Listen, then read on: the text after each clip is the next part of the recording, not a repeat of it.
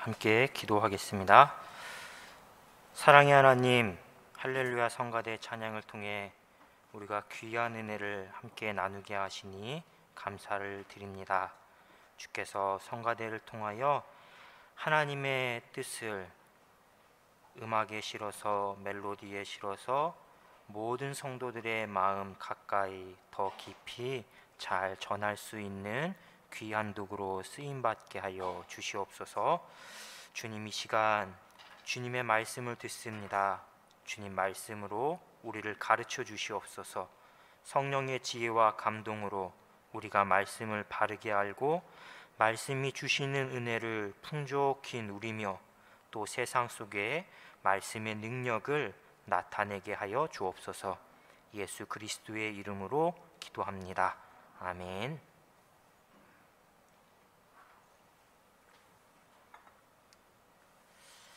할렐루야. 네. 성가대가 자리가 좀 더 풍성해졌죠. 뭔가 꽉 차 있는 그런 느낌을 받는데요.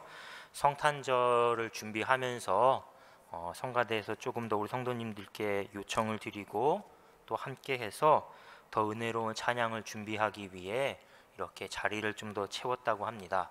더 응원해 주시고 또 성가대를 위해서 함께 기도해 주시기 바랍니다. 저는 설교를 하기 전에 우리가 함께 성가대의 찬양을 듣지 않습니까?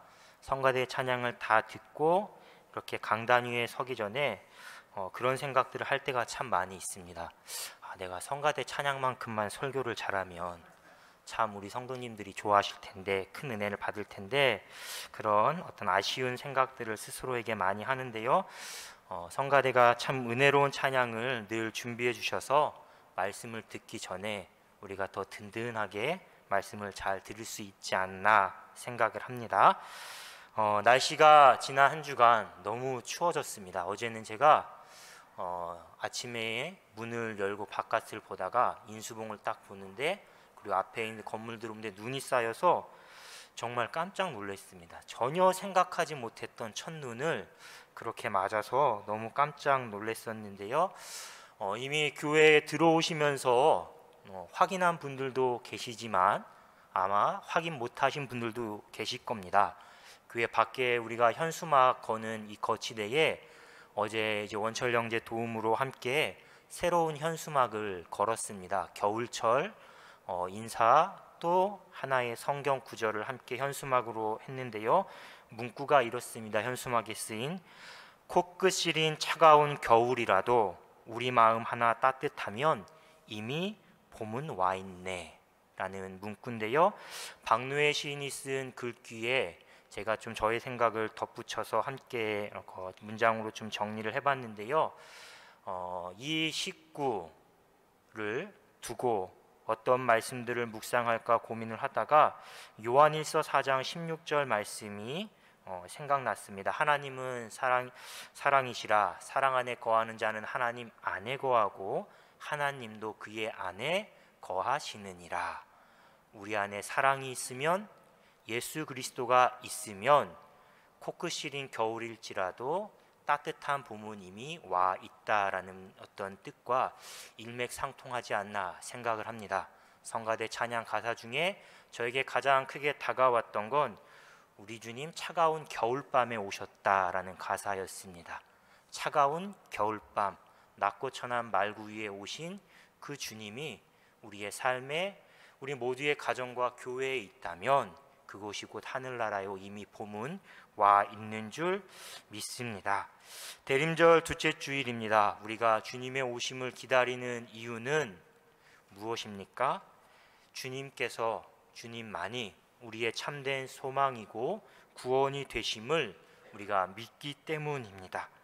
이런 점에서 우리가 기다리는 것, 기다릴 수 있는 것 자체도 아주 큰 은혜요 축복이지만, 우리가 어떤 마음가짐과 자세로 기다리느냐에 따라서 그 은혜의 크기와 분량들은 달라질 것이라고 생각을 합니다. 오늘 말씀 본문 속에 있는 주인공인 세례 요한이 우리가 주님을 어떻게 기다려야 하는가에 관한 그런 모범을, 답을 우리에게 가르쳐주는 인물인데요. 요한이 전해준 메시지가 우리가 주님의 오심을 기다리며 어떻게 살아야 하는가에 대해서 가르쳐주는 아주 구체적인 삶의 지침이라고 할 수 있습니다. 그래서 교회는 전통적으로 대림절 이 4주간의 기간 동안 세례 요한의 삶, 그가 전한 메시지에 관한 말씀들을 빠지지 않고 묵상했는데요. 오늘 이 시간에는 요한이 어떤 말씀을 무엇을 행했는가 전에 그가 어디에서 하나님의 사명을 말씀을 받았는가에 더 초점을 두고 먼저 우리가 말씀을 나누고요. 다음 주에 요한이 전한 메시지, 그가 베푼 회개의 사례에 관해서 함께 말씀을 나누려고 합니다. 오늘 본문인 누가복음 3장은 예수님께서 공생애를 시작하기 전에 먼저 주님보다 앞서서 주님의 오심을 선포했던 세례 요한에 관한 말씀입니다. 이 말씀을 기록한 저자는 누가입니다. 누가는 의사이면서 역사가입니다. 그래서 다른 복음서와 달리 누가복음에는 예수님께서 행하셨던 사역을 행하셨던 그때 당시에 더 구체적인 상황들이, 역사적인 배경들이 참 많이 실려 있습니다. 오늘 본문도 마찬가지입니다. 본문 1, 2절은 당시 그러니까 요한이 말씀을 전할 때 예수님께서 이 땅에서 공생애를 시작할 당시에 정치적인 상황들 또 종교적인 상황들이 어떠했는지 우리에게 말해줍니다. 1절과 2절의 말씀을 제가 다시 읽겠습니다. 디베료 황제가 통치한 지 15해 곧 본디오 빌라도가 유대의 총독으로 헤롯이 갈릴리의 분봉왕으로 그 동생 빌립이 이두레와 드라고니 지방의 분봉왕으로 루사니아가 아빌레네의 분봉왕으로 안나스와 가야바가 대제사장으로 있을 때에 하나님의 말씀이 빈들에서 사가랴의 아들 요한에게 임한지라. 아멘. 이 구절 가운데에 우리가 두 가지 당시 상황을 발견할 수 있습니다. 첫 번째는 정치적인 상황이 어떠했는가입니다. 당시의 로마 황제는 디베료 황제였습니다. 티베리우스 황제입니다. 이 황제는 누가복음 2장에서 예수님이 탄생했을 당시에 호적 명령을 내렸던 아우구스투스 황제의 양아들입니다. 그리고 그 뒤를 이어 로마의 두 번째 황제가 된 인물입니다.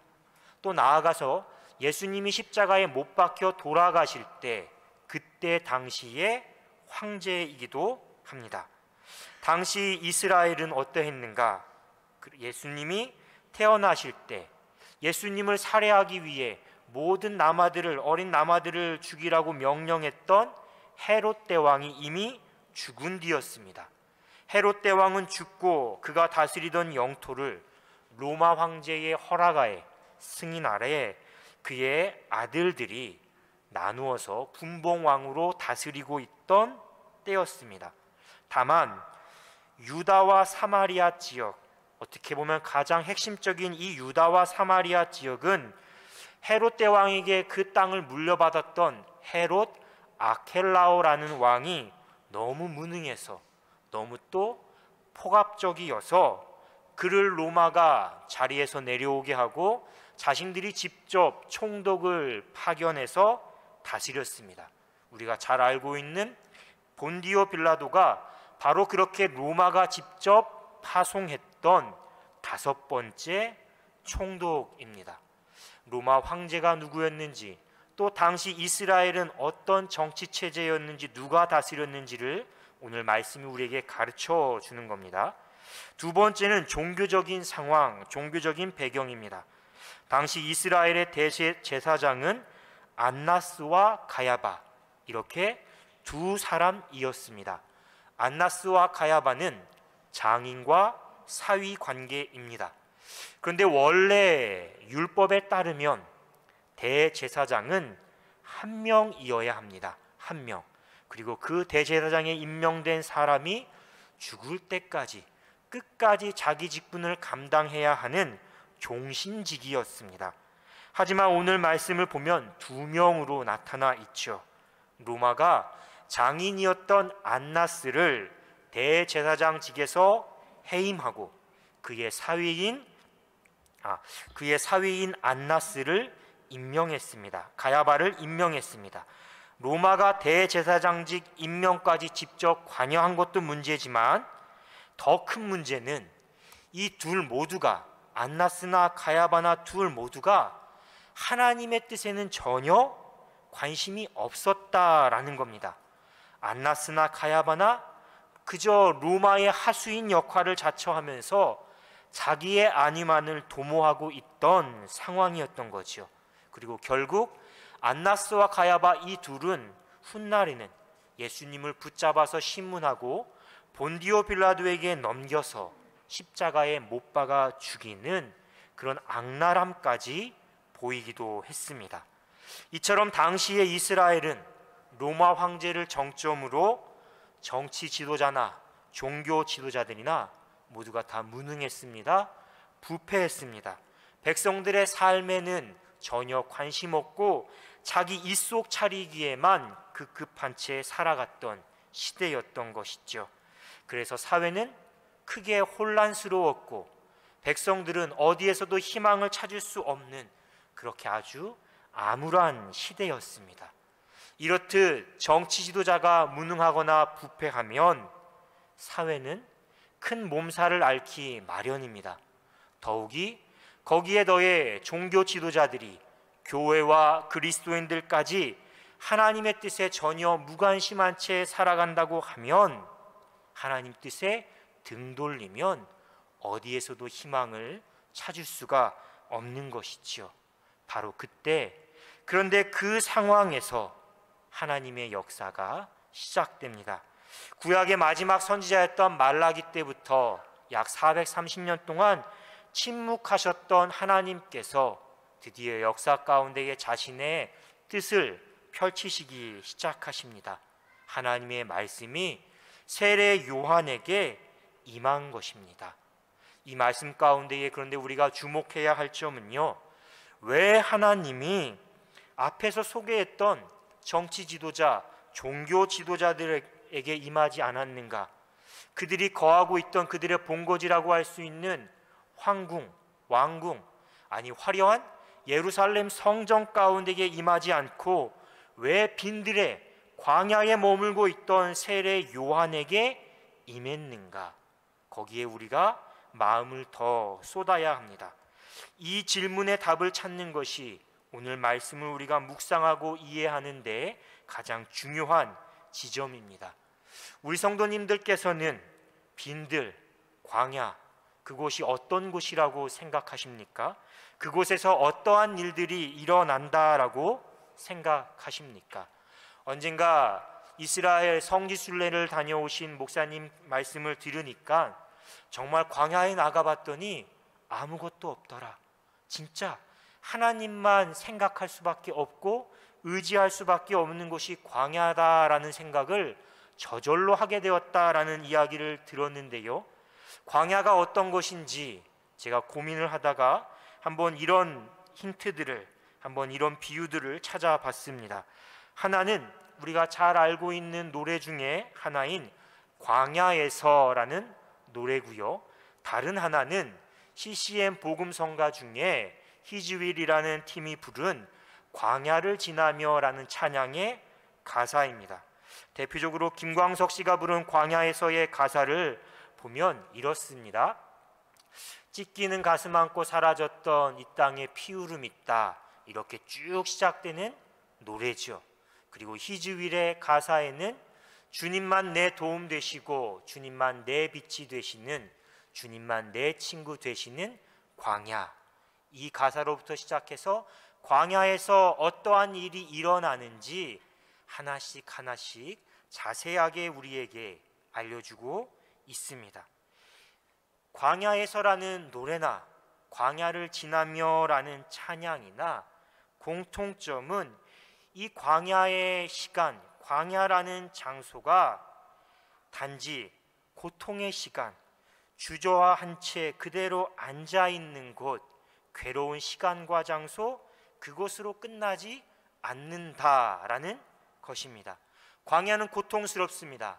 마음이 두렵습니다. 하지만 이 광야의 시간과 장소를 통해서 새로운 미래를 꿈꾸고 새로운 미래를 기다리면서 삶으로 다짐하고 변화를 시작하는 곳, 그곳이 바로 광야다라고 노래하는 것이죠. 주님만 찾고 의지하는 곳이고 하나님의 뜻을 발견하는 곳이고요, 하나님에 의해서 연단되어지는 곳입니다. 성령께서 새롭게 우리의 마음과 삶을 빚어가는 곳이고, 새롭게 빚어가는 만큼 이전의 나는 다시금 하나 더, 조금씩 더 깨지고 부서지는 곳이 곧 광야라는 곳입니다. 이 광야에서 우리는, 또 성경의 많은 인물들은 자기 자신을 비로소 마주하게 됩니다. 자기 자신을 마주하게 되고 나아가서 하나님 한 분에게만 더욱더 집중하게 되는 것이죠. 정채봉 시인이 쓴 시 중에 콩신의 자녀 교육이라는 짧은 시가 있습니다. 아주 짧은데요, 콩신의 자녀 교육이라는 시입니다. 이렇게 시인은 이야기를 합니다. 광야로 내보낸 자식은 콩나무가 되었고 온실로 들여보낸 자식은 콩나물이 되었고, 리을 받침 하나의 차이입니다. 광야로 내보낸 자식은 콩나무가 되었습니다. 하지만 온실로 들여보낸 자식은 콩나물이 되었다라는 것이죠. 하나님께서 당신의 사람, 당신의 자녀들을 교육하는 방법이 이와 같다는 것입니다. 온실로 들여보내는 것이 아니라 하나님은 광야로 내보내셔서 그곳에서 하나님의 사람을 훈련시키시고 연단시키신다라는 것입니다. 예수님께서도 공생의 사역을 하시기 전에 광야에서 성령의 이끌림을 받아 나가서 40일 동안 금식하시며 기도하셨습니다. 사도 바울이 다메섹 도상으로 가는 길에 주님을 만나고 3년 동안 아라비아 광야로 나가서 하나님을 더 깊이 만나고 준비되어지는 시간을 가졌습니다. 모세가 이스라엘 백성의 지도자로 쓰임받기 전에, 소명받기 전에 그에게는 무려 40년이라는 아주 긴 시간의 광야 훈련 시간, 연단의 시간이 있었던 것입니다. 이처럼 광야는 하나님께서 당신의 백성을 훈련하는 곳입니다. 우리는 광야로 나가서 하나님을 더 의지하고 말씀에 순종하는 법을 배웁니다. 하나님의 임재를 체험합니다. 은혜를 체험합니다. 이것이 오늘 말씀 속에 빈들에 있는 요한에게 하나님의 말씀이 임한 이유입니다. 세례 요한 역시 그가 하나님으로부터 부여받은 본격적인 사역을 하기 전에 광야의 시간을 보냈다라는 것입니다. 그러므로 혹시라도 나 자신이 지금 광야에 있는 것 같이 어려움이 있다라면, 내가 지금 광야에 서 있는 것 같은 삶의 괴로움이 있다라면 크게 낙심하지 마시기 바랍니다. 그 시간과 공간을 하나님의 임재를 경험하게 되고 우리의 믿음과 삶이 더 단단해지는 그런 은혜의 기회로 삼으시기 바랍니다. 더불어서 더 분명하게 하나님의 뜻을 알고 싶다면, 하나님 가까이 나아가고 싶다면 반드시 자신만의 광야를 찾아서 그 길에 나서시기를 축복합니다. 분주한 일상 속에 그저 시대의 조류에 휩쓸려 떠밀려 사지 마시고 시간을 구별하시고 마음을 구별하시고 자신만의 광야를 찾으시고 그곳에서 하나님의 말씀에 귀 기울이시기를 주님의 이름으로 축복합니다. 하나님은 광야의 요한을, 오랫동안 기다리던 메시아, 진정한 왕, 이 땅에 오신 예수 그리스도를 알리는, 그의 사역을 준비하는 선구자로 사용하십니다. 요한은 광야에 외치는 자로 죄사함을 받게 하는 세례를 베풀었고 주님의 길을 예비했습니다. 그렇게 모든 사람에게 하나님의 구원을 보게 하는, 알게 하는 일에 귀하게 쓰임을 받은 것이죠. 특별히 오늘 본문 가운데에 빈들에 있던 요한에게 하나님의 말씀이 임했다고 합니다. 하나님의 말씀. 여기서 하나님의 말씀은 일반적으로 성경, 신약 성경에서 보통적으로 쓰이는 진리, 예수 그리스도를 가리키는 로고스라는 단어가 아니라 그와 구분되는 레마라는 단어가 사용되었습니다. 로고스와 레마 둘 모두가 말씀을 뜻합니다. 하지만 레마라는 단어는 조금 더 특별합니다. 우리 한 사람 한 사람에게 하나님께서 택하시고 하나님께서 사용하실 사람에게 특별히 주어지는 말씀, 나에게 주어지는 말씀이 바로 레마라는 것이죠. 요한에게 주어진 특별한 하나님의 말씀, 소명, 은혜, 그것이 바로 레마라는 것입니다. 주님은 빈들에 있던 요한에게 레마, 말씀, 은혜를 주셨습니다. 그리고 본문 4절 이하에 인용된 것처럼 이 모든 일들이 오래전 이사야 선지자를 통해서 예언하신 말씀이 성취된 것이고, 또한 누가복음 1장에서 천사가 요한의 아버지 사가랴에게 나타나서 예언했던 그 말씀이 성취된 것입니다. 천사는 사가랴에게 요한이라는 이름은 물론 요한이 감당해야 할 아주 특별한 사명까지 세세하게 알려주었던 것이죠.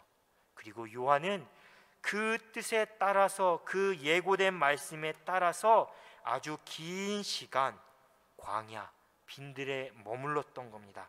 한번 요한복음 1장 80절 말씀, 누가복음 1장 80절 말씀을 찾아보시기 바랍니다. 자, 누가복음 1장 80절 말씀을 보시면 이렇게 기록되어 있습니다. 세례 요한에 관한 말씀입니다.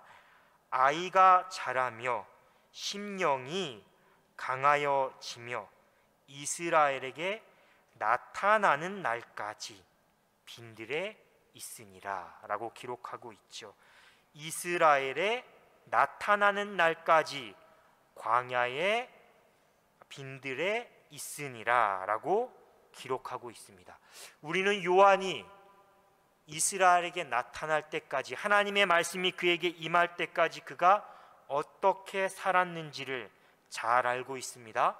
오늘 본문도 그렇지만 다른 복음서 말씀에서도 요한이 어떠한 사역을 행하였는지를 자세하게 우리에게 이야기해 주고 있습니다. 요한은 예수님보다 6개월 전에 태어났고 또 주님보다 먼저 앞서서 주님의 때를 준비했다고 하죠. 그러니 요한에게도 약 30여 년의 시간의 빈들의 시간, 광야의 시간이 있었다라는 것입니다. 그러므로 우리가 주님의 오심을 기다리면서 하나님의 뜻이 나에게 임하기를, 말씀이 나에게 주어지기를, 나타나기를 소망한다면 우리에게도 역시 이 긴 광야의 시간을 견디는, 기다리는 그런 노력들이, 삶들이 필요하다고 할 수 있습니다. 지난주일 함께 나눈 말씀을 기억하십니까? 베드로후서 3장 8절 이하의 말씀이었는데요.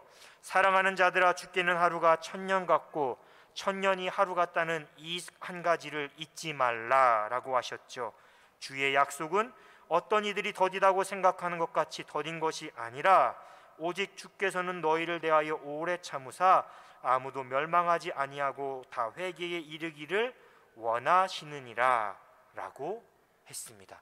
하루가 1000년 같고 1000년이 하루 같은 하나님의 시간, 그 시간을 우리가 함께 살면서 나에게도 하나님의 말씀이 임하기를 기다려야 한다는 것입니다. 기다림의 시간은 참 지루할 것입니다. 힘들 것입니다. 무엇보다 기다리는 시간의 상황이, 우리의 삶의 자리가 광야, 빈들이라는 것이 우리를 더욱더 난처하게 하고 고통스럽게 할 때도 있습니다.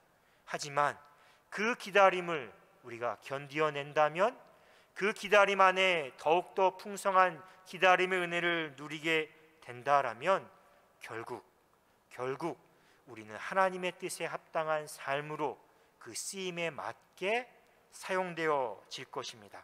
시인 정호승 씨가 쓴 글귀 중에 이런 문장들이 있습니다. 짧게 한 문장인데요, 견딤이 쓰임을 결정한다라는 겁니다. 견딤이 쓰임을 결정한다. 일본에서는 천년 고차를 지으려고 하면 그 천년 고차를 지을 때 쓰이는 목재 역시 천년의 시간 동안 자라난 나무들을 골라서 쓴다고 합니다. 다시 말해 천년 동안 쓰임을 받고 싶으면 천년 동안의 기다림, 연단과 고통의 시간이 필요하다라는 것이죠. 우리 역시나 주님께 쓰임받기 원하면, 더 귀하게 값지게 쓰임받기 원한다면 어려운 시대와 상황 속에서도 그 기다림의 시간을 견디어야 한다라는 것입니다. 어떤 사람들은 이 기다림의 시간을, 광야의 시간을 원망과 불평의 시간으로 흘려보낼 것입니다. 하지만 하나님의 사람은 이 시간을 견딜 것입니다. 은혜의 시간으로 새롭게 해석하고 쓰임을 받기 위한 준비의 시간으로 더 값지게 사용할 것입니다. 지금 한 걸음 한 걸음 광야의 길을 걷고 있지만, 삶의 상황은 그렇지만 이미 약속의 땅 가나안을 주님께서 오셨을 때 우리 삶 가운데 어떠한 일이 펼쳐질지를 기대하고 소망하며 살아갈 것입니다. 주님의 오심을 기다리는 이 대림절 시간, 바로 우리가 주님의 오심을 그렇게 기다릴 수 있기를 축복합니다. 코끝 시린 차가운 겨울이지만 마음 하나 따뜻하면 이미 봄이 와 있는 것처럼, 비록 삶의 상황은 광야이지만 차가운 겨울밤 이미 우리에게 오셨던 아기 예수를 모시고 살기에 우리의 삶은 여전히 봄같이 따뜻한 그런 복된 삶 살아가시기를 주님의 이름으로 축원합니다. 함께 기도하시겠습니다. 사랑의 주님, 혼탁하고 어지러운 세상 속에서 참 구주요 왕으로 이 땅에 오신 아기 예수의 성탄과 다시 오실 주님을 기다립니다. 주님, 광야를 살아가지만 광야에 깊이 발 담그지 않고 한 걸음 한 걸음 주님의 말씀을 기다리며 앞을 향해 걸어가게 하여 주시옵소서. 우리가 추운 겨울도 따뜻한 봄으로 살아내게 하시고 그 봄을 전하는 복된 삶 살아가게 하여 주옵소서. 예수 그리스도의 이름으로 기도합니다. 아멘.